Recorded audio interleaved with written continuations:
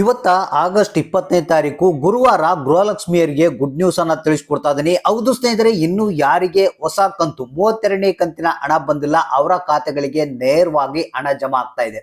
ಹಾಗಾದ್ರೆ ಇದ್ರ ಬಗ್ಗೆ ಹೆಚ್ಚಿನ ಒಂದು ಡೀಟೇಲ್ಸ್ ನ ತಿಳಿಸ್ಕೊಡ್ತಾ ಇದೀನಿ. ಅದ್ರ ಜೊತೆಗೇನೆ ಇನ್ನು ಯಾರಿಗಾದ್ರೂ ಗೃಹಲಕ್ಷ್ಮಿ ಯೋಜನೆಯ ಪೆಂಡಿಂಗ್ ಹಣ ಬಾಕಿ ಇತ್ತಪ್ಪ ಅಂತಂದ್ರೆ ಈ ವಿಡಿಯೋನ ಕೂಡಲೇ ನೋಡ್ಲೇಬೇಕು.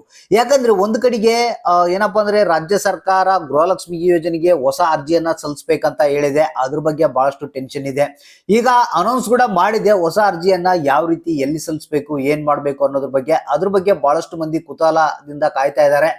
ಅಂದ್ರೆ ಯಾವ ರೀತಿ ಅರ್ಜಿಯನ್ನು ಸಲ್ಲಿಸಬೇಕಪ್ಪ, ಏನೆಲ್ಲ ಡಾಕ್ಯುಮೆಂಟ್ಗಳು ಬೇಕಾಗುತ್ತೆ, ಎಷ್ಟು ದಿನ ಟೈಮ್ ಇರುತ್ತೆ ಅಂತ ಬಹಳಷ್ಟು ಟೆನ್ಷನ್ ಇಂದ ಕಾಯ್ತಾ ಇದ್ದಾರೆ. ಇದ್ರ ಬಗ್ಗೆನೂ ಒಂದ್ ಸ್ವಲ್ಪ ಮಾಹಿತಿಯನ್ನು ತಿಳಿಸ್ಕೊಡ್ತೀನಿ.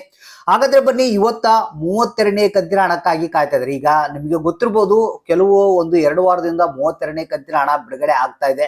ಅದು ಕೆಲವರಿಗೆ ಮಾತ್ರ ಹಣ ಜಮಾ ಆಗ್ತಾ ಇದೆ, ಇನ್ನು ಕೆಲವರಿಗೆ ಹಣ ಬಂದಿಲ್ಲ. ಸೊ ಹಾಗಾದ್ರೆ ಇನ್ನು ಯಾರಿಗೆ ಹಣ ಬಂದಿಲ್ಲ, 32ನೇ ಕಂತಿನ ಹಣ ಬಂದಿಲ್ಲ, ಅವ್ರಿಗೆ ಇವತ್ತ ಹಣ ಬಿಡುಗಡೆ ಆಗ್ತಾ ಇದೆ. ಅಂದ್ರೆ ಯಾವ ಜಿಲ್ಲೆಗಳಿಗೆ 32ನೇ ಕಂತಿನ ಹಣ ಇವತ್ತ ರಿಲೀಸ್ ಆಗುತ್ತೆ, ಮತ್ತೆ ಪೆಂಡಿಂಗ್ ಹಣದ ಕತಿ ಏನು ಸರ್, ನಮಗೆ 2 ಕಂತು ಬಂದಿಲ್ಲ, 3 ಕಂತು ಬಂದಿಲ್ಲ, ಅದೇನ್ ಬರುತ್ತಾ ಇಲ್ಲ, ಇದ್ರ ಸಾಹಸವೇ ಬೇಡಪ್ಪ ಅಂತ ಕೆಲವರು ಅಂತ ಇದ್ರೆ. ಯಾಕಪ್ಪ ಅಂದ್ರೆ ಗೃಹಲಕ್ಷ್ಮಿ ಯೋಜನೆಯ ಹಣ ಬಿಡುಗಡೆ ಆಯ್ತು ಅಂತ ಇದಾರೆ ಹೊರತು, ಆದ್ರೆ ಜನರ ಖಾತೆಗಳಿಗೆ ಸರಿಯಾಗಿ ಹಣ ಜಮಾ ಆಗ್ತಾ ಇಲ್ಲ. ಇದು ರಾಜ್ಯ ಸರ್ಕಾರದ ನಾಟಕ ಸಾರ್ ಅಂತ ಹೇಳ್ತಾ ಇದ್ದಾರೆ. ಸೊ ಹಾಗಾದ್ರೆ ಬನ್ನಿ, ಎಲ್ಲ ಒಂದು ಹೊಸ ಅಪ್ಡೇಟ್ ಅನ್ನ ತಿಳಿಸ್ಕೊಡ್ತಾ ಇದೀನಿ. ಈ ವಿಡಿಯೋನ ಪೂರ್ತಿಯಾಗಿ ನೋಡಿ, ಆದಷ್ಟು ಮಂದಿಗೆ ಈ ಒಂದು ಮಾಹಿತಿಯನ್ನ ಶೇರ್ ಮಾಡಿ. ಪ್ರತಿಯೊಬ್ಬರು ಕಾಯ್ತಾ ಇದ್ರು ಗೃಹಲಕ್ಷ್ಮಿ ಯೋಜನೆಗೆ ಹೊಸ ಅರ್ಜಿಯನ್ನ ಸಲ್ಲಿಸೋದ್ರ ಬಗ್ಗೆ. ಈಗ ಹೊಸ ಅಪ್ಡೇಟ್ ರಾಜ್ಯ ಸರ್ಕಾರದಿಂದ ಕಡೆ ಬಂದಿದೆ, ಆದ್ರೆ ಇನ್ನೂ ಅರ್ಜಿ ಸಲ್ಲಿಸೋದು ಪ್ರಾರಂಭ ಆಗಿಲ್ಲ. ಅಂದ್ರೆ ನಿಮ್ಮ ಹತ್ತಿರದ ಕರ್ನಾಟಕ ಒನ್, ಗ್ರಾಮ ಒನ್, ಬೆಂಗಳೂರು ಒನ್, ಈ ಒಂದು ಬಾಪೂಜಿ ಸೇವಾ ಕೇಂದ್ರಗಳಲ್ಲಿ ಅಂದ್ರೆ ಸೇವಾ ಸಿಂಧು ಪೋರ್ಟಲ್ಗಳಲ್ಲಿ ಕೂಡ ಅರ್ಜಿಯನ್ನ ಸಲ್ಲಿಸೋದಕ್ಕೆ ಅವಕಾಶವನ್ನ ಮಾಡಿಕೊಟ್ಟಿದ್ದಾರೆ ಅಂತ ಹೇಳ್ತಾ ಇದ್ದಾರೆ. ಆದ್ರೆ ಇನ್ನು ಅರ್ಜಿ ಸಲ್ಲಿಸೋದು ಪ್ರಾರಂಭ ಆಗಿಲ್ಲ. ಆದ್ರೆ ಅತಿ ಶೀಘ್ರದಲ್ಲೇ ಈ ಒಂದು ಹೊಸದಾಗಿ ಅರ್ಜಿ ಸಲ್ಲಿಸೋದು ಪ್ರಾರಂಭ ಆಗುತ್ತೆ. ಇದಕ್ಕೆ ಬೇಕಾಗುವಂತ ದಾಖಲಾತಿಗಳು ಏನು ಒಂದು ಹೆಚ್ಚಿನ ಒಂದು ಮಾಹಿತಿ ಏನಿಲ್ಲ. ಅಂದ್ರೆ ನಿಮಗೆ ನಾರ್ಮಲ್ ಆಗಿ ನಿಮ್ಮ Aadhaar card, ration card, PAN card, ಮತ್ತೆ ಬ್ಯಾಂಕ್ ಪಾಸ್ಬುಕ್ ಬೇಕಾಗುತ್ತೆ. ಅದ್ರ ಜೊತೆಗೆ ಲಿಂಕ್ ಆಗಿರುವಂತಹ ಮೊಬೈಲ್ ನಂಬರ್ ಬೇಕಾಗುತ್ತೆ. ಎಲ್ಲಾ ಡಾಕ್ಯುಮೆಂಟ್ಗಳು ನಿಮ್ದೇ ಆಗಿರ್ಬೇಕು, ಮತ್ತೆ ಬೇರೆಯವ್ರದ್ದು ಆಗಿರಬಾರ್ದು. ಇಷ್ಟು ದಾಖಲಾತಿಗಳು ಇದ್ರೆ ಸಾಕು, ನೀವು ಆರಾಮಾಗಿ ಅರ್ಜಿಯನ್ನು ಸಲ್ಲಿಸಬಹುದು. ಮತ್ತೆ ಅತಿ ಶೀಘ್ರದಲ್ಲಿ ಇದ್ರ ಬಗ್ಗೆ ಹೆಚ್ಚಿನ ಒಂದು ಡೀಟೇಲ್ಸ್ ಕೂಡ ನಾನು ನಿಮ್ಗೆ ತಿಳಿಸ್ಕೊಡ್ತೀನಿ. ಸ್ನೇಹಿತರೆ, ಈಗ 32ನೇ ಕಂತಿನ ಹಣ ನಿಮ್ಗೆ ಗೊತ್ತಿರ್ಬೋದು. ಯಾಕಂದ್ರೆ ಈ ಒಂದು ಅರ್ಜಿ ಸಲ್ಲಿಸೋದು ಲೇಟ್ ಆಗುತ್ತೆ, ಇದರ ಒಂದು ವೆರಿಫಿಕೇಶನ್ ಲೇಟ್ ಆಗುತ್ತೆ. ಈಗ ಹಣವನ್ನ ಬಿಡುಗಡೆ ಮಾಡಬೇಕು ಅಂತ ಹೇಳಿ ಡಿ ಕೆ ಶಿವಕುಮಾರ್ ಅವರು ಹಣವನ್ನ ಬಿಡುಗಡೆ ಮಾಡಿಸಿದ್ದಾರೆ. ಈಗ 32ನೇ ಕಂತಿನ ಹಣ ಮತ್ತೆ ಒಂದು ಕಂತಿನ ಹಣ ಅಂದ್ರೆ ಒಂದು ಭಾಗದ ಒಂದು ಹಣವನ್ನ ಮತ್ತೆ ರಿಲೀಸ್ ಮಾಡ್ತಾ ಇದ್ದಾರೆ.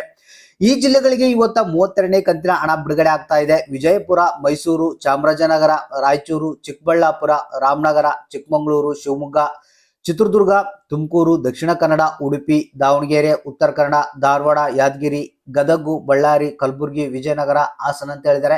ಇಷ್ಟು ಜಿಲ್ಲೆಗಳಿಗೆ 32ನೇ ಕಂತಿನ ಹಣ ಬಿಡುಗಡೆ ಆಗ್ತಾ ಇದೆ.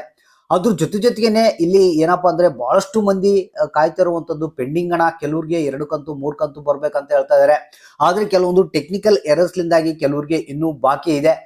ಅದ್ರ ಬಗ್ಗೆ ಏನು ಚಿಂತಿಸುವಂತ ಅವಶ್ಯಕತೆ ಇಲ್ಲ. ಯಾಕಂದ್ರೆ ಅದ್ರ ಬಗ್ಗೆ ಲಕ್ಷ್ಮೀ ಹೆಬ್ಬಾಳ್ಕರ್ ಅವರು ಏನಿದ್ದಾರೆ, ಸೊ ಎಲ್ಲ ವೆರಿಫೈ ಮಾಡಿ ಹಣವನ್ನ ಸ್ಟೆಪ್ ಬೈ ಸ್ಟೆಪ್ ರಿಲೀಸ್ ಮಾಡಿಸ್ತಾ ಇದ್ದಾರೆ. ಅದು ಯಾವುದೇ ಕ್ಷಣದಲ್ಲಿ ಬೇಕಾದ್ರೂ ನಿಮಗೆ ಪೆಂಡಿಂಗ್ ಹಣ ನಿಮ್ಮ ಖಾತೆಗಳಿಗೆ ಜಮಾ ಆಗ್ಬೋದು ಅಂತ ಹೇಳ್ತಾ ಇದ್ದಾರೆ.